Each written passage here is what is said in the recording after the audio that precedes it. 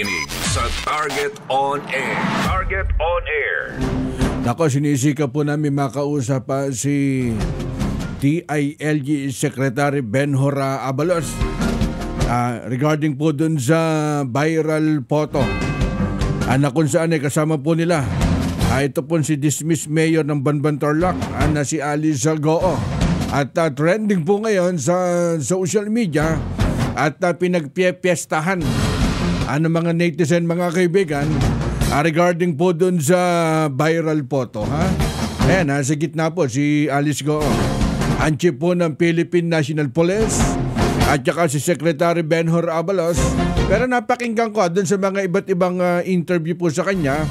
At sa oras na ito, sinisikap po nating tawagan, mga kaibigan, si Sec Abalos. Ang paliwanag po ng mama, teka, hindi ko naman po nakita habang nagpo-photo of picture. Kumbaga, nakaharap po doon siya sa camera at hindi po niya sukat nakalain na yung ginawang viral photo ni Alice Goo, mga kaibigan. Kumbaga, nagpaliwanag na po dyan si Secretary Benhur Abalos at sinabi rin ng mama na hindi gumastos sa kahit na 5.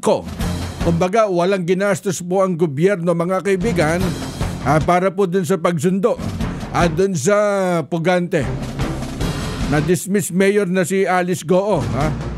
At hindi rin daw po pag-aari ng gobyerno yung sinasabing eroplano na ginamit at dun sa pagsundo po kay Alice Goo. Pero dun sa Twitter account medyo nakaagaw pansin doon kay Senador Riza Ontiveros, abay sabi ho nung ale, abay kulang na lang ho, latagan po ng red carpet. Diba? At alam nyo, kung iisa-isain po natin yung mga comment po sa social media, eto sabi po na isang texter natin, tama naman Garix ang tinura ni Riza Ontiveros, kulang na lang latagan po ng red carpet. Doon lang po sa viral photo Alam nyo, kung iisa-isahin nyo po yung mga comment, para bang hindi ho maganda naging implikasyon doon kay Sec Benhur Abalos, mga kaibigan. At doon sa isang press conference, at kinausap niya Abalos itong si Alice na ikaw mismo magpaliwanag regarding po doon sa kumakalat mo na viral photo o doon sa picture na yan. Pero nagpasaklolo at meron ding kumakalat na video, nagpasaklolo kay Sec Abalos regarding po dun sa mga threat niya. Diba sabi niya, na-meet ko na kaya personal Sec Abalos dyan po sa Tarlac kay Governor Susan Yap. Tapos matapos ng ibang conversation po nila, biglang nag-unmute po dun sa Facebook page ng mga kumakalat po na video.